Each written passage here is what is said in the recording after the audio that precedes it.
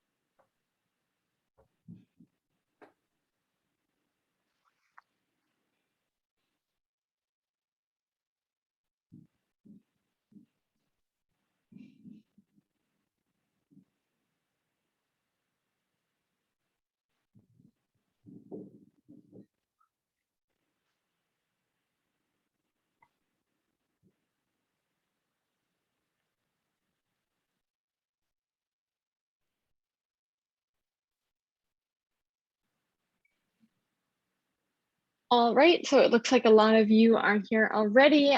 So we're going to go ahead and get started. Thank you again to everyone who's joined. We're really looking forward to this presentation together. So first of all, welcome to Machine Metrics' webinar about our new feature, operator triggered workflows. My name is Laura Donovan, and I am very honored to be your host of this, this highly anticipated and very popular webinar. So, but before we get started, I would just like to go over a few housekeeping items together. Yes, this webinar will be recorded. All registrants will receive a copy of the recording after the event. You can also view the webinar and share it on demand on our website. And this is supposed to be an interactive webinar, so please ask questions throughout the presentation. We will do our best to get answers to you during the presentation or during our Q&A at the end of the session. If we don't get to answer your question live, one of our industry experts will reach out to you after the event. And then so without further ado, let's dive into it. Joining us today, we're lucky to have two presenters with over a decade of experience delivering and implementing advanced machine tool technologies from some of the top OEMs in the country. We have Colin McClarty, a technical product manager at Machine Metrics, and Justin Garland, who heads our sales team. Today, they will be giving us an overview of Machine Metrics, what we do. They'll dive into our latest feature, operator triggered workflows, and then we'll run through some use case examples, and we'll show you how they work live in the product. And then, of course, we will get to your questions and any comments that you might have at the end of the webinar. So without further ado, I'm going to hand it off to Justin. Thanks, Laura. Thanks to everyone for joining today. I'm going to get started with a video we have that's a great overview of Machine Metrics.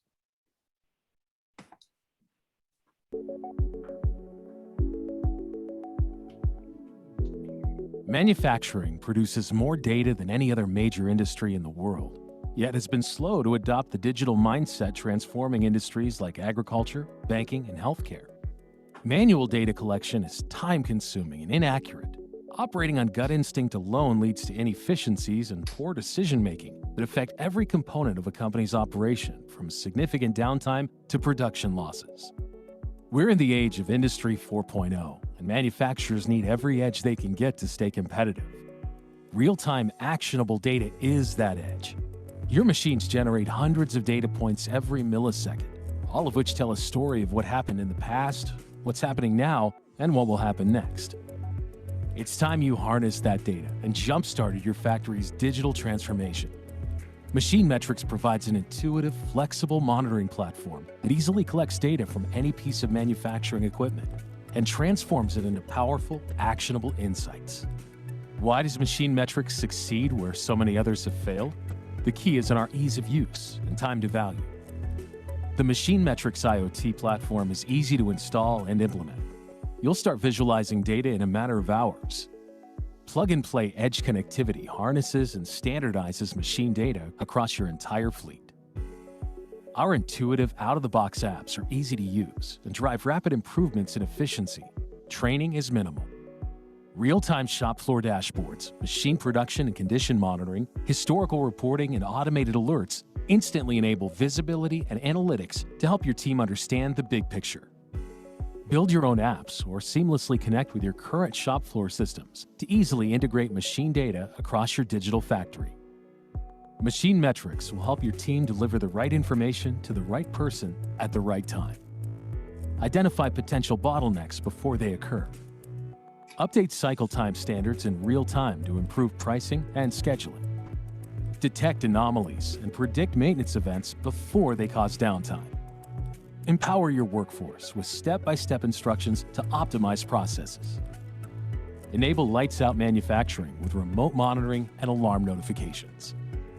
With Machine Metrics, any manufacturer can start leveraging their machine data immediately to drive improvements and provide the foundation for scaling data across their operations. It's time to start transforming your factory, all with the click of a button. Harness the power of machine data so it can become your competitive advantage.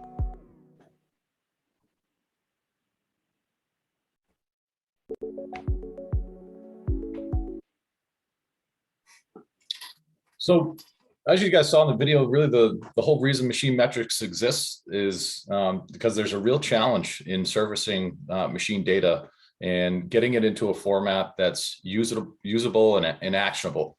And what I'll do now is I'll kind of go through our methodology for how we accomplish that. It all starts down on the shop floor, obviously, with our edge device. Our edge device can be installed or connected to your machine or a network of machines. And the process is really easy. For our plug and play installations, it's a matter of minutes. We can also incorporate sensors or digital analog modules. And what we do after that equipment is connected is we capture that data. And what we can do is automatically transform that data into a standard data structure. And the whole purpose there is that you can perform analytics across all of your machines, regardless of their legacy, what type of control they have. And what we do with that data is we stream that data to our Machine Metrics data infrastructure, our cloud data infrastructure, which is designed specifically for machines and the high volume of diagnostic and sensor data associated with them. So we can offer operational data that's layered on top of that machine data to add additional context. And so not only do you know the machine's conditions, but you also know the status of that machine in real time. So is it, in the setup? Is it down for maintenance? How many parts out of the expected job run are being produced? And then what we can do is we can surface insights based on patterns in the data. And we can use that to initiate actions through our no-code configurable workflows. And we can use different types of triggers to send notifications or initiate entirely new processes. And we have those built into Machine Metrics with the whole purpose of optimizing the operation of the machine. And we're going to get into some of those specifically here today. We have built-in applications that drive value immediately as soon as your equipment's connected. So we have a few different examples. One that includes an operator interface that displays machine data and solicits feedback from the operators. We also have flexible and configurable reports. for machine performance data like OEE, utilization and downtime. And we also have custom factory applications and integration into other systems that are built by our customers and partners even to provide additional layers of value using that machine data. So we really look at it as building an ecosystem of software developers that are passionate about solving manufacturing problems, but doing it by using the data at scale, excuse me. And so finally, some of the most basic use cases are for your manufacturing executives to monitor capacity, justify capital equipment expenditures, backed by our benchmarking data. Someone like a plant manager benefiting from that real-time production dashboard, really improving the decision-making within an agile manufacturing environment. And then, of course, motivating your operators to strive for improvement. And typically, we see an uptick in the range of roughly 15 to 20% with initial deployment. So closing the loop there, we can push that data into other systems. We can feed it into like an ERP. And of course, one of the key benefits is cutting out the manual data entry that so many of us are familiar with. So there's a lot of key benefits to machine metrics outside of just these workflows. So we wanted to cover those for you. But now we'll talk about kind of what the challenge is. So on the factory floor, operators are responsible for staying at their machines, and oftentimes it restricts communication with other members of the team without having to leave the equipment or turning off the machine. And as you can imagine, it's vastly inefficient.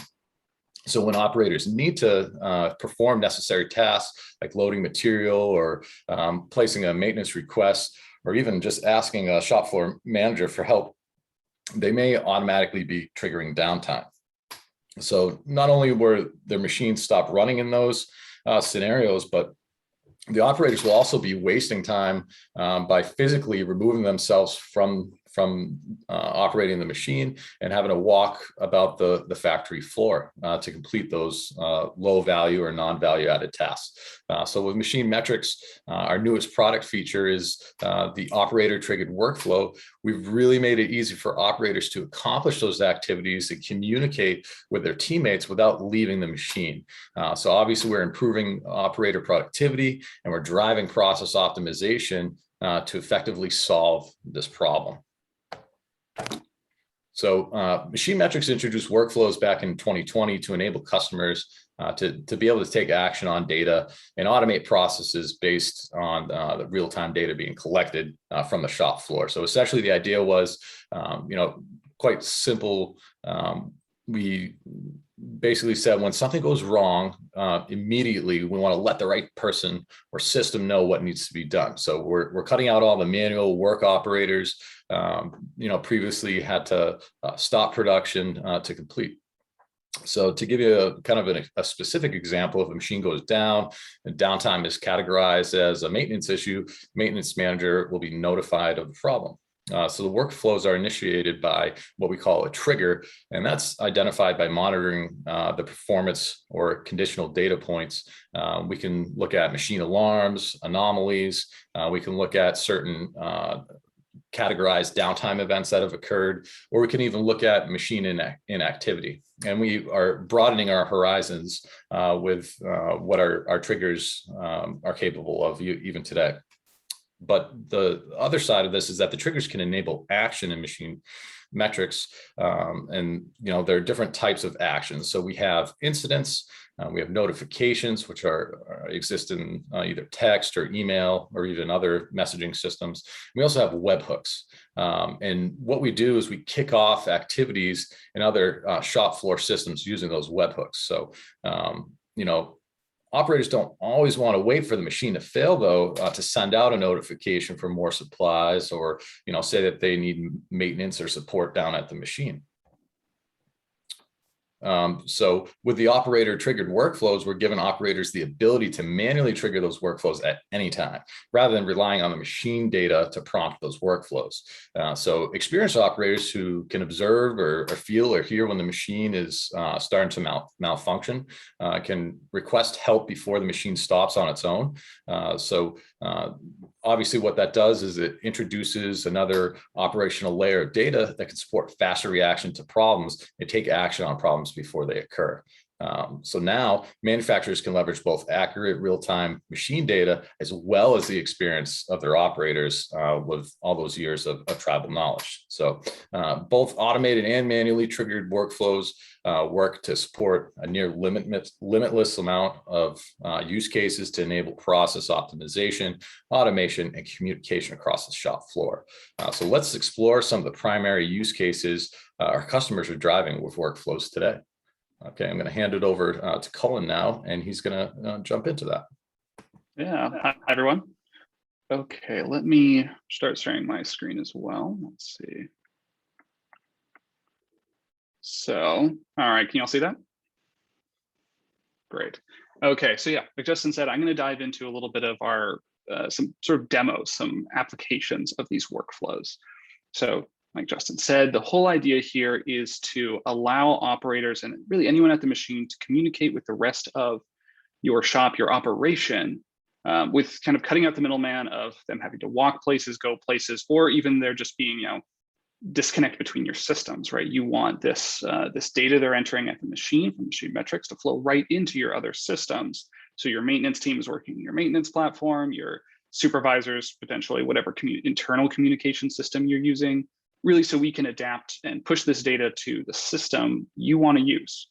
So I've got a couple demos I want to run through here, and these are the use cases we're going to be covering. Obviously, there's a lot more than this that you could use them for, but these are kind of universal that anyone might want to use, but these could be adjusted any way you want. If you have any questions, please feel free to ask them now. Ask them anytime, we'll try and get to them, but these are just some we picked because we think they're going to be easy to understand, but you can apply them to anything you can imagine in your shop floor. Really customizable. So I'll go ahead and get into the first one. So requesting materials.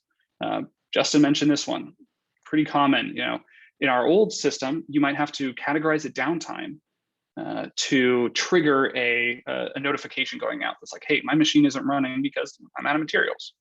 Well, now, if the operator can see that they're running low on materials, rather than wait for the downtime to actually occur, let's get ahead of it. Let the operator take some initiative here. They could go into the workflow and basically using whichever communication you want for this, I'm going to do a text message, say, hey, I need additional materials. So let's go ahead and flip over here. So I'm looking at a little test dashboard here. Got a couple machines. Some are running, some are paused, and let's go ahead and take a look at my workflows page. So here are all the workflows I'm going to be using for today's demo. We've got some high priority, low priority maintenance, requesting additional materials, as well as request supervisor assistance. So first off, I want to show you kind of what this looks like. This is really simple. I don't want this to be like, oh, how do you set up a workflow? It's really, really easy. So I'll come into this one. You can see I put the name up here. You can select whether you want this to be accessible on all machines or just one machine.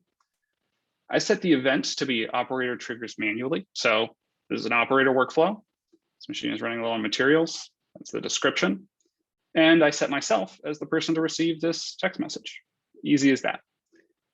So let's go ahead and go to my machine. So if I was an operator, this would be my view from a tablet. Maybe you could also have a computer there, but this is a view they're going to have access to. Right now I'm looking at my stamping press. I can see I'm pretty on track with this. I'm 10 parts behind. That's not a big deal.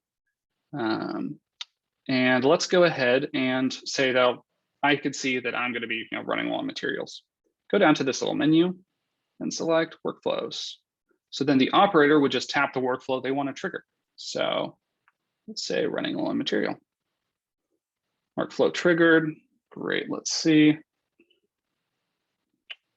Wait a second for this to come in on my phone. Okay, well, probably won't be able to see it super well on my phone here, but I just received a text message. It says, let's see if we can hold up there. No, it's not going to come through very well. I just got a text message saying alert, stamping press running low on materials. Took basically a second for the text to come through on my phone. This could be configured to really send to whoever you want, also configured by shift. So different people receive this at different times, depending on, who's running that shift or who's responsible for this on various shifts. So let's see. That's really the request materials, just easy as that. Kind of press a button, certain person gets a text. Now, maybe you use a different method of communicating on your shop floor. Text message isn't necessarily for you. We can integrate using webhooks to basically any system out there with a couple caveats, but there's not too many. Webhooks are really just basically sending a little bit of data out to some web address out there, which means we can send data to a system like Zapier or Integromat. These are automation tools. There's a lot of them out there. There's a lot of them that do this, and they're really easy to use, no code. They have a ton of pre-built integrations. So I set these up in just a couple of minutes. And I wanted to say, hey, what if we use Microsoft Teams and I want to alert, if someone needs supervisor assistance, let's go ahead and move to my next one. They can alert their supervisor or maybe a team of supervisors or people responsible for, providing aid to operators without sending one person a message. You can submit it to a pool of people. So they alert, maybe someone jumps in and says, hey, I've got this one. Maybe that's just more in step with the type of communication you use on your factory floor. So let's go ahead and go back here. I'm going to open my Teams. So you can see here, I've got a little Teams channel going here. You can see there's been a couple messages here already. Well, let's go ahead and do another one. So I'm at the same machine. And I'm going to go right back to my workflows here. And let's see. Okay, so supervisor assistance. Press that. Workflow has been triggered again. Okay, and this new one just came in. Yep, that's my local time. So if this was a group of people monitoring this, you could have it, get their attention, alert them. Hey, someone asked for assistance on the stamping press. Someone go and take care of that. Maybe check in, see what's going on. So you can have this flow right into your existing communication platforms, not kind of having to awkwardly wedge it in. Or say, hey, well, we get text messages here and then we get emails for this other thing. You can kind of unify that. And it doesn't have to just be Teams. I just picked Teams because I know it's popular, but this is really lots of other communication platforms we can integrate with as well. Webhooks are pretty flexible that way. And like I said, Zapier, which is the tool I chose, has thousands of different tools it connects with. Feel free to, if you wanted more details on that, feel free to ask, but odds are it can connect to it. So let's go ahead and check out sort of my last use case here. So a maintenance request maybe. Now we do tie in to some other platforms out there like CMMS systems, such as say, Fix or Upkeep.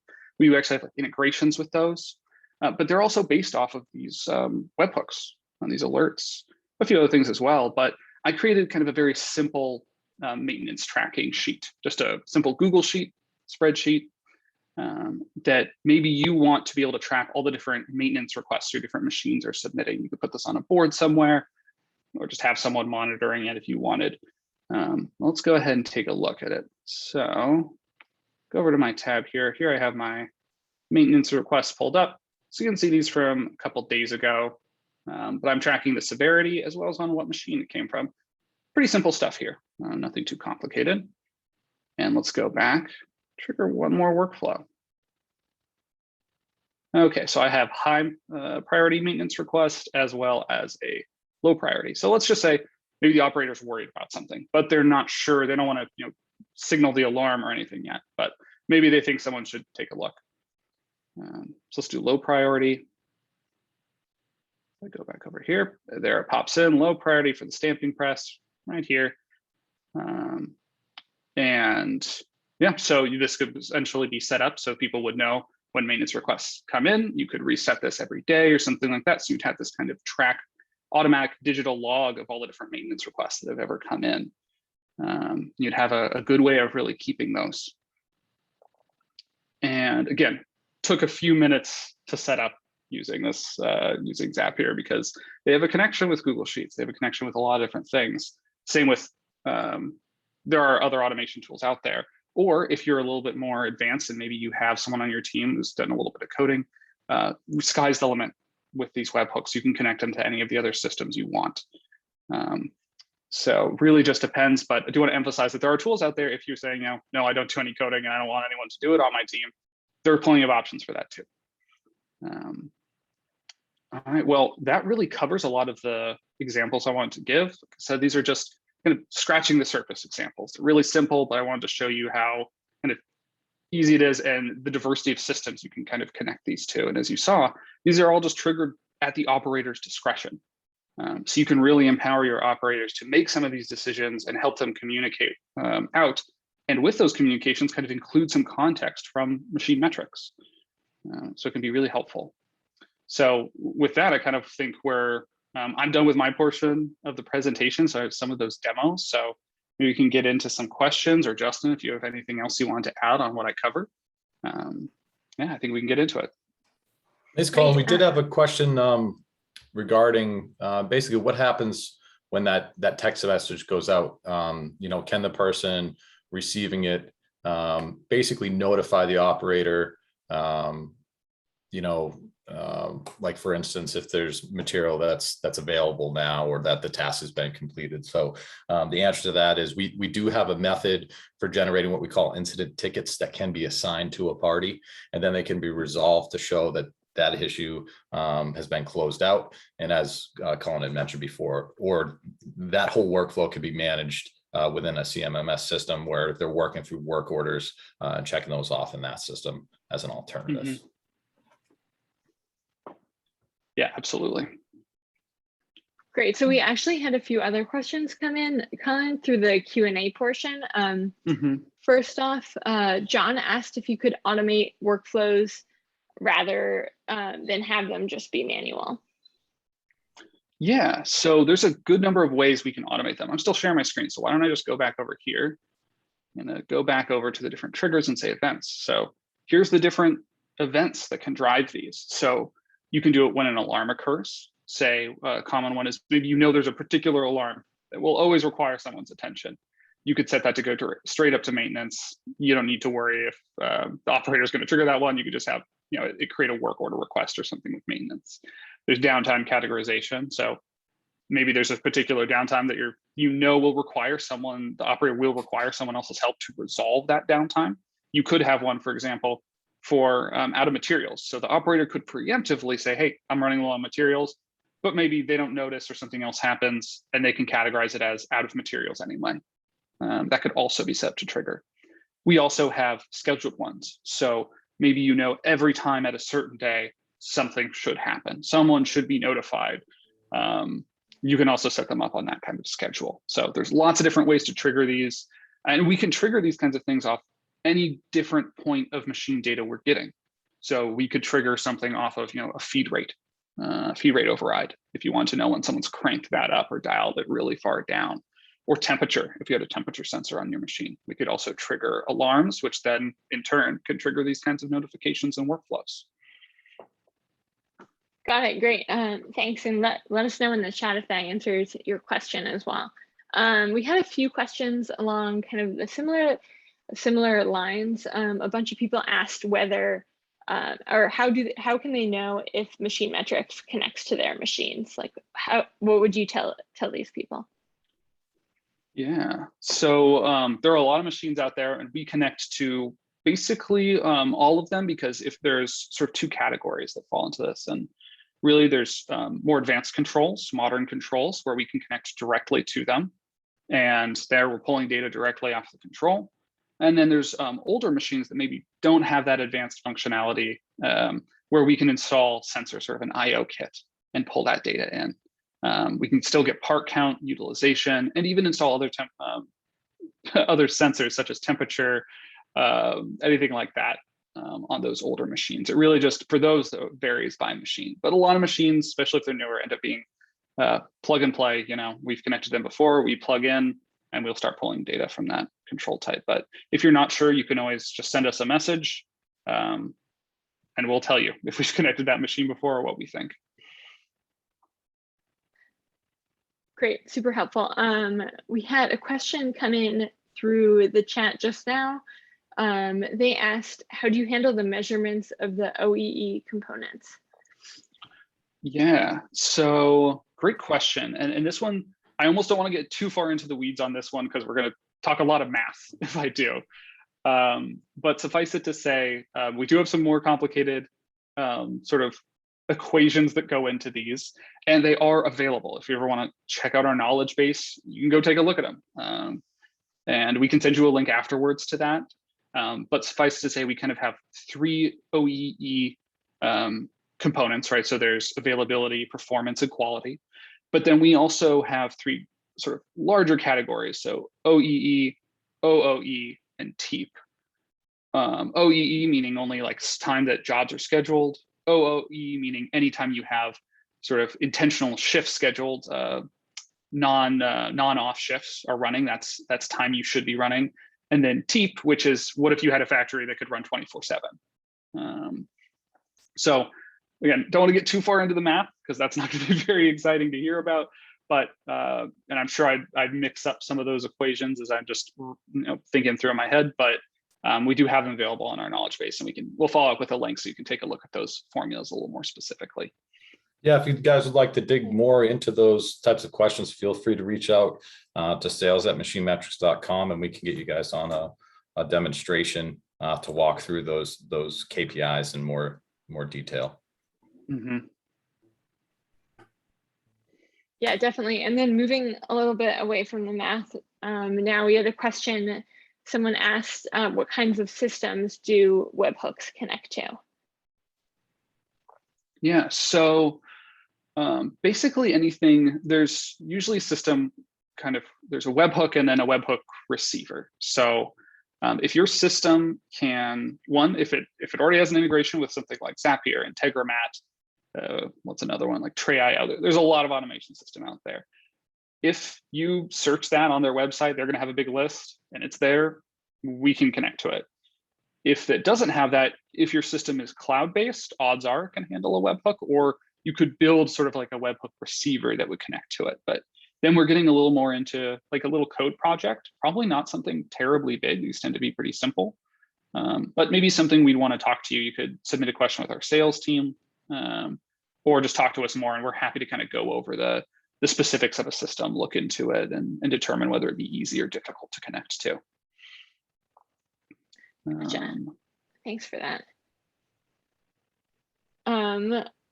Melissa asks, can you update ERP systems on the status of jobs using this software? Yeah, so that goes in a slightly different direction than our webhooks exactly, than sort of the manual operator trigger workflows, but I'm happy to answer it. Yes, we have APIs that kind of can report live data. So we have ERP integrations.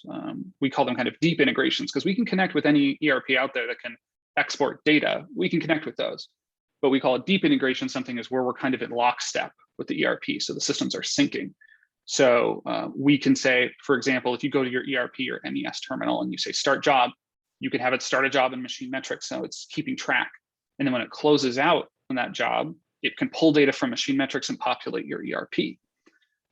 There's a lot of different ways to integrate ERPs, and all the ERPs are different, but suffice to say, yeah, you can pull job data into your ERP.